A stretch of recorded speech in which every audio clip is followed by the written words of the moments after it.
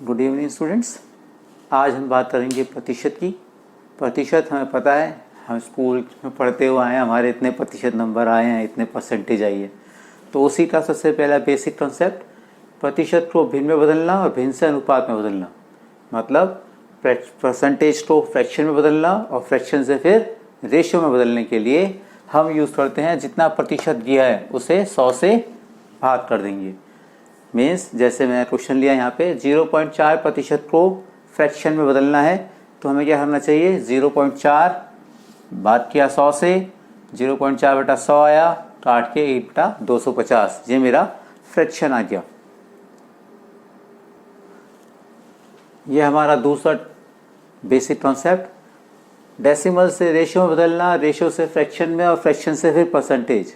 किसी से भी डायरेक्ट हम कहीं भी जा सकते हैं। जैसे मुझे दिया है 3:5, इसको बदलना है प्रतिशत में, तो इसको पहले फ्रैक्शन में बदला, गुणा किया किससे, 100 से, फ्रैक्शन गुणा 100 करना है, तो 8 के मेरे पास कितना आएगा, 60%। और मान लो मुझे एक क्वेश्चन दिया है कि भाई 0.2%, 0.22% में बदलना है, तो मतलब वही है 0.2 को पहले फ्रैक्शन में बदल लें, प्रतिशत लगाने के लिए 100, 10 से ही रटा, कितना आया, 20%। सिंपल क्वेश्चन है, बेसिक है। अभी देखते हैं लेवल कितना ऊपर जाता है हमारे। अगला बेसिक कंसेप्ट सामने है। यदि y का x प्रतिशत मुझे निकालना हो, या ऐसे कहते हैं x% ऑफ y मुझे निकालना हो, तो x और y को गुणा करो और 100 से भाग कर दो। जैसे एग्जाम्पल है मेरे पास 70% ऑफ 28 कितना होगा, 28 था, 70% कितना होगा, तो I can say 28 × 70 multiply by 100, Tata है 56, 14 5 19 बटा में 10 यानी 19.6। सिंपल है। ऐसे एक क्वेश्चन लेते हैं, मैं कहता हूँ 120% ऑफ 110, 110 का 120% कितना होगा, तो फिर वही 110 गुणा 120 बटा में 100, एक जीरो से ये जीरो, ये खत्म, 132 है ना। मज़ेदार, फटाफट से सॉल्व करना, कोई दिक्कत ही नहीं। अगला कॉन्सेप्ट, y का कितना प्रतिशत x होगा, या x is what percent of y, तो हम क्या करेंगे, x बटा y गुणा में 100। किसका प्रतिशत पूछा है, y का पूछा है, इसलिए y नीचे आएगा। अगर ये उल्टा रहता है x का कितना प्रतिशत y होगा, तो फिर x नीचे जाता। सही है। यानी कि जैसे यहाँ पे है 80 का कितना प्रतिशत, 32 है, तो कुछ नहीं है भैया, 32 है कितने का, 80 का। प्रतिशत निकालने के लिए 100, 20 से 4, 20 से 5, 4 से ये 8 यानी 40%। लेकिन अगर मैं कहूँ मैं इतना भी नहीं करना चाहता, तो कैसे करेंगे, तो भी आसान है। मुझे दिया हुआ है 80 का कितने प्रतिशत था उसने,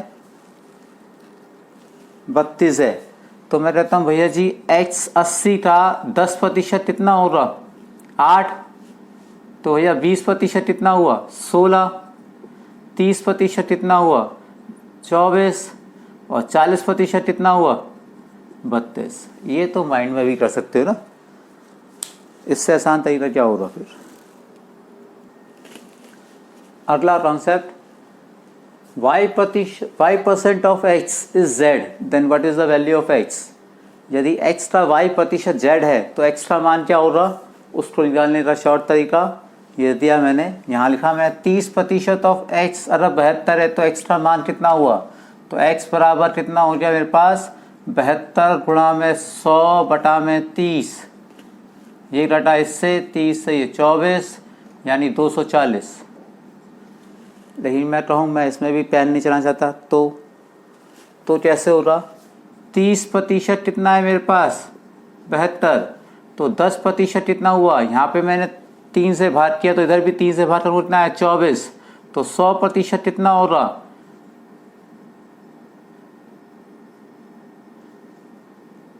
240। 10% है, 10 से गुणा कर दिया। आया समझ में? एक क्वेश्चन और ट्राई करते हैं इसमें, एक और देख लेते हैं। 125% of x, 125% of x is 100, then what about x? x का मान कितना हुआ? z है मेरे पास 100 गुणा में 100 बटा में 125, 25 से 5, 25 से 4, 5 से ये 20 यानी 80। अब क्या इसको हम उस तरीके से कर सकते हैं? बिल्कुल कर सकते हैं। हम कहते हैं भाई 125% मेरे पास कितना है? 100। तो अगर मैं इसे 25 से बात करूं तो यहाँ कितना आएगा? अगर मैं इसे 25% निकालना चाहता हूँ, 5 से भाग करूँ तो 25% मेरे पास कितना हो जाएगा? ये यहाँ पर 5 से भाग करके 20। अब 25 सारा 4 गुणा कर दूँ यानी 100% निकालना है, तो इधर भी 4 से गुणा कितना आया? 80।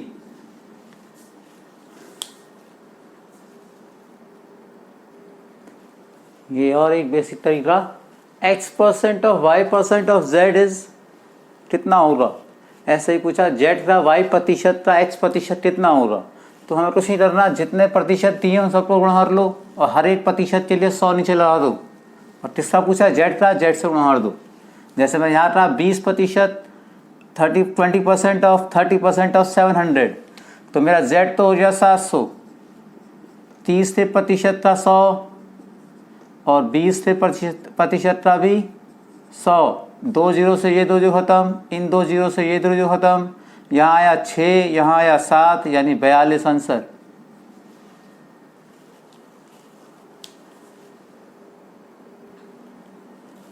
अब हमारा ये लेवल नंबर 2। इस टाइप के क्वेश्चन पहले भी कई बार आ चुके हैं।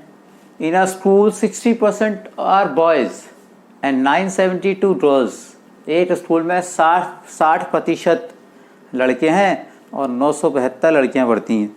तो बताओ भाई लड़कों की संख्या कितनी होगी? अब हम बेसिक कंसेप्ट करेंगे। हम कहेंगे भाई अब माना कुल, लेट टोटल स्टूडेंट्स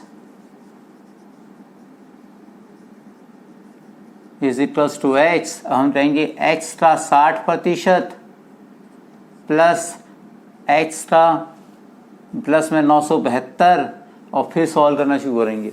इतना लंबा तरीका हम नहीं लगाएंगे, सीधी सी बात ये है, सीधी बात बोलूँगा।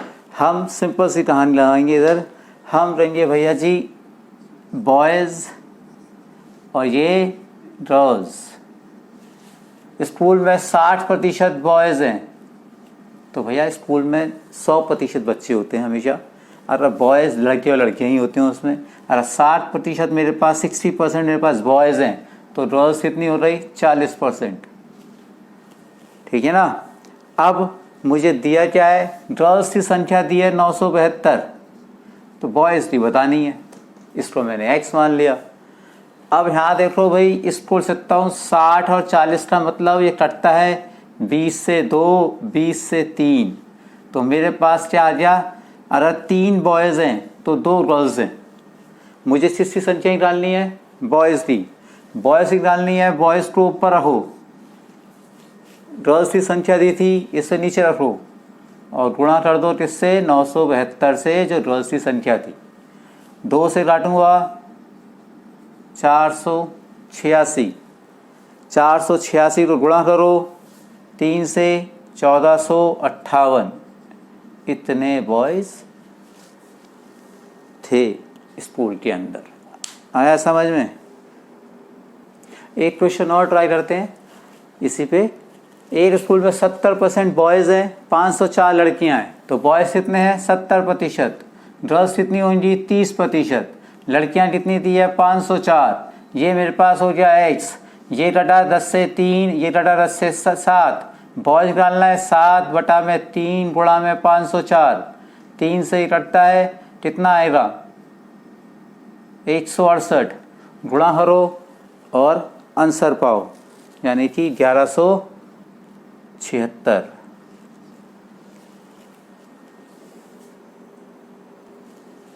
ऐसा ही क्वेश्चन और, 200% of a number is 400, then find the 40% of the number. एक संख्या का 200% 400 है, तो 40% कितना होगा? तो भैया 200% कितना है? 400, तो 40% कितना होगा? x। ये 40 से 1, ये 40 से 5, यानी 5x बराबर 400। तो x बराबर 400 गुणा में 5 यानी 80। इसे इससे गुणा किया, इसे इससे किया और सॉल्व करके आंसर।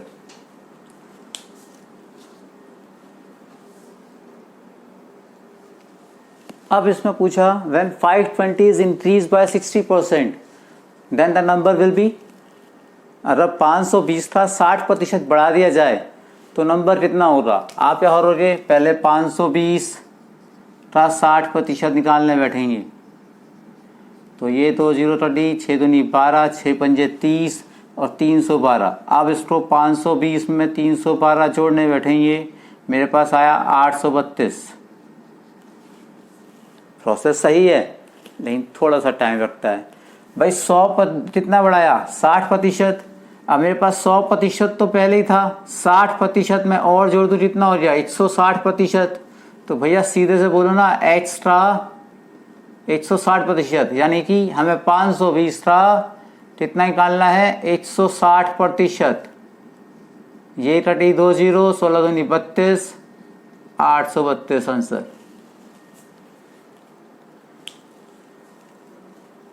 आया ना समझ में?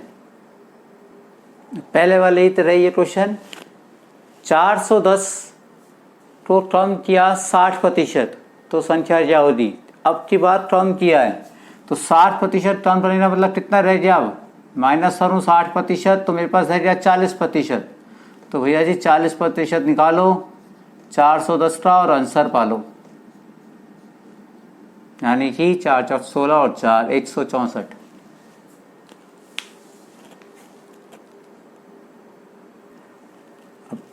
अब आगे ये क्वेश्चन करने से पहले ज़रा यहाँ समझ लें, यदि कोई संख्या का मुझे आधा करना है, इसका मतलब वो क्या हो जाएगा? 50% हो जाएगा।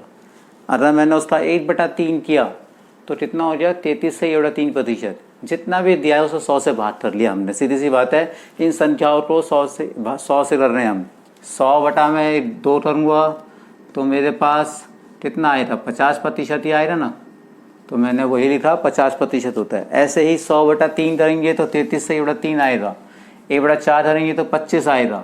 1/5 करेंगे तो 20% आएगा। 1/6 करेंगे तो कितना आएगा? 16 सही 2/3।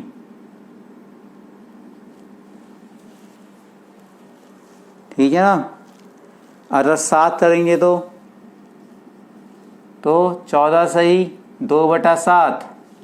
ये सब प्रतिशत में आएंगे। अगर 8 करेंगे तो 12 सही 1/2% होगा। 9 करेंगे तो कितना होगा मेरे पास? 9 से 11 सही 1/9%। 10 का पता ही है, 1/10 मतलब 10%। अगर 11% कर दिया तो मैंने 1/11 करा तो कितना आएगा? 9 सही 1/11%। ये इसलिए बता रहा हूँ क्योंकि इसका यूज़ अब हम आज ही क्वेश्चन में करेंगे, इसलिए इसे ध्यान से समझना। अब जैसे मैंने कहा भाई 1/5, अगर मैं ऐसा कहूँ 2/5 है तो कितना हो जाएगा? इसे 2 से गुणा करो 40% हो जाएगा। इसका मैं कहूँ 2/3 तो कितना हो जाएगा? 66 सही 2/3% हो जाएगा। 2 से गुणा मार दिया सबको। ऐसे प्रतिशत निकालने में आसानी रहती है और रेशियो में बदलने में भी आसानी रहती है प्रतिशत को। देखेंगे कैसे, अभी हम क्वेश्चन करते हैं उसमें समझ में आएगा। देखो सामने क्वेश्चन उसी के बेस पर जो मैंने लिस्ट रखवाई है। 3/5 of a number is 250 more than the 40% of the number, find the number. किसी संख्या का 3/5 उसी संख्या के 40% के से 250 अधिक है, तो संख्या बता दो। अब यहाँ प्रतिशत दिया है, यहाँ अनुपात दिया है, तो खेलने में मज़ा नहीं आता। हम कहते हैं भाई 3/5 का मतलब 60%। कैसे आया? आपको पता है 1/5% मतलब होता है 20%। तो 3/5 का मतलब 3 गुणा में 20 यानी 60%। अच्छा जी, अब इसका 60%, उस नंबर का 60% और उसी नंबर का 40%, इनका अंतर कितना है? 250। यानी 60% और 40% में जो अंतर है वो कितना है? 250 का। यानी 20% जो है वो 250 है। सीधी सी बात ये कहना चाहता है ये। तो भैया अगर 20% मेरे पास 250 है तो 100% कितना होगा वो मैं निकाल लेता हूँ। तो 20 से ये 1, 20 से ये 5। अब कर लो भैया, तो इसको इससे गुणा x और इधर 250 गुणा में 5 कितना आएगा? 1250। नहीं तो वैसे करने बैठते तो पता नहीं कितना टाइम लगता। इस टॉपिक पे भी क्वेश्चन कई बार आ चुका है। If a is r% more or less than b, then b is r upon 100 plus minus r into 100% less or more than a। Means जब ये a अधिक होगा तो b कम होगा। अगर a यहाँ पे कम होगा b से तो b अधिक होगा फिर a से। तो अगर मोर है तो प्लस ले चलना है, अधिक है तो प्लस ले चलना है, और अगर कम है तो माइनस लेके चलना है। यहाँ पे मैंने क्वेश्चन लिया जैसे a if a is 100% 10% more than b, यदि a b से 10% अधिक है तो b कितना कम होगा? 10% रहा है, 10 ऊपर नीचे 100 जमा 10 गुणा में 100, यानी कि 10 गुणा 100 बटा में 110, 0 से 0 रही, 100/11 और यू कैन से 9 1/11% कम होगा।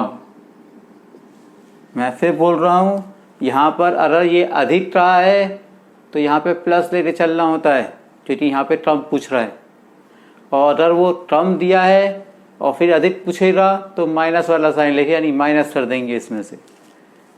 ठीक है ना? लेकिन क्या इतना भी करने की ज़रूरत है? ये तो वैसे ही हो जाएगा। ध्यान से देखो ये तो मैंने क्या कहा इसमें, मैंने कहा भैया जी a 10% अधिक है b से, a 10% अधिक है b से। तो अगर b मेरे पास 100 रुपये का है तो a के पास कितने हुए? 110। अंतर कितना आया इसमें से? 10 रुपये का। सही है? किससे कंपेयर कर रहा हूं मैं? a से। तो a का मान कितना है? 110 गुणा में 100 लगाओ, यही चीज आ गई। सॉल्व करके आंसर आया समझ में? क्योंकि मैंने यहाँ पे कहा था 10% मोर देन b, तो भैया b कम है ना, b को 100 मान लो, तो a कितना हो गया? 10% बढ़ा के 110 हो गया। अंतर कितने का आया? 10 का। तो 10 ऊपर कंपेयर कर रहा हूँ किससे? a से। a की तुलना कर रहा हूँ ना, तो इसलिए a का मान नीचे गुणा में 100% के लिए। अब जितने भी कॉन्सेप्ट मैंने करवाए अब तक उन्हीं के बेस पे कुछ क्वेश्चंस, जैसे ये क्वेश्चन है सॉरी, एक इलेक्शन में एक कैंडिडेट को 60% वोट मिले और वो 1600 वोटों से जीत गया। तो बताओ भाई कुल कितने वोट पड़े थे? अब दो कैंडिडेट थे ए और बी, इसको मिले 60% वोट, कोई भी वोट वेस्ट नहीं गया, यहाँ पे ऐसा बताया नहीं। तो यानी बी वाले को मिले होंगे 40% वोट। अब इसको 60% मिले, इसको 40% मिले, तो ये 1600 वोटों से जीता, यानी इनका अंतर कितना था? 1600। तो भैया जी 60 माइनस 40 यानी 20% जो था वो था 1600 वोटों का।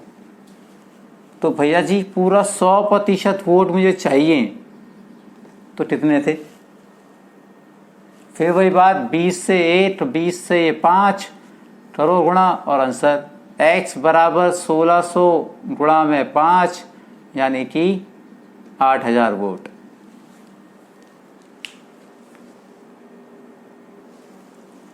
अब ऐसा ही एक क्वेश्चन और, एक कैंडिडेट को 48% 48% वोट मिले और वो 1100 वोटों से 1100 वोटों से जीत गया। लेकिन यदि 8% वोट बोनस हो रहे यानी इनवैलिड हो रहे। तो बताओ टोटल वैलिड वोट कितने थे। अब भैया टोटल 100% वोट होते हैं, 100% में से ये 8% तो खत्म ही हो रहे, तो टोटल 92% वोट डले। अब ए को मिले थे 48% वोट, तो बी को मिले होंगे 42% या 44% वोट, यही मिले होंगे ना, तभी तो 92% हुआ। इन दोनों का अंतर कितना हुआ 4%। ये 4% वोटों से जीता तब जब 1100 वोट मिले। तो 100% के लिए फिर वही x, फिर ये 4 से 8 और ये 4 से 25, फिर 2 गुणा करो तो मेरे पास इतना आएगा x बराबर 1100 गुणा में 25 यानी कि 27,500।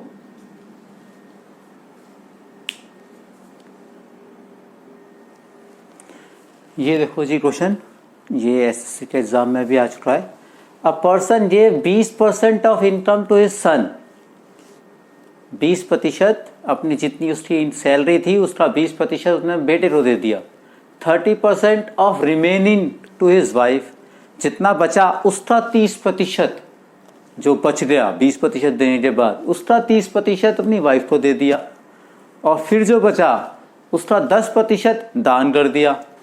ये सब करने के बाद उसके पास 10,080 रुपये बचे। तो बताओ भाई उसकी इनकम क्या थी।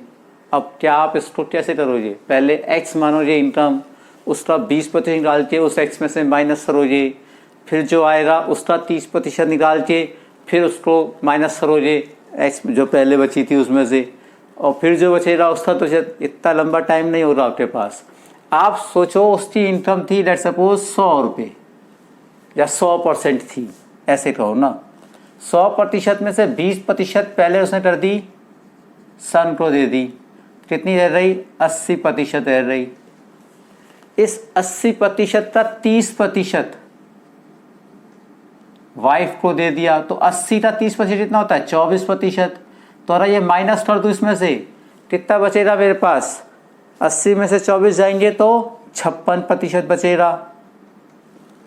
अब इस 56% में से 10% फिर उसने डोनेट कर दी, 10% कितना होगा 5.6%। आइए 5.6 में से माइनस कर दूं कितना बचेगा 50.4%। ये 50.4% कितना था 10,080 रुपये। तो यानी कि एक्स्ट्रा 50.4% बराबर 10,080 रुपये। इसे सॉल्व करो, 10,080 गुणा में 100 बटा में 50.4, यू विल गेट 20,000 रुपये उसकी सैलरी।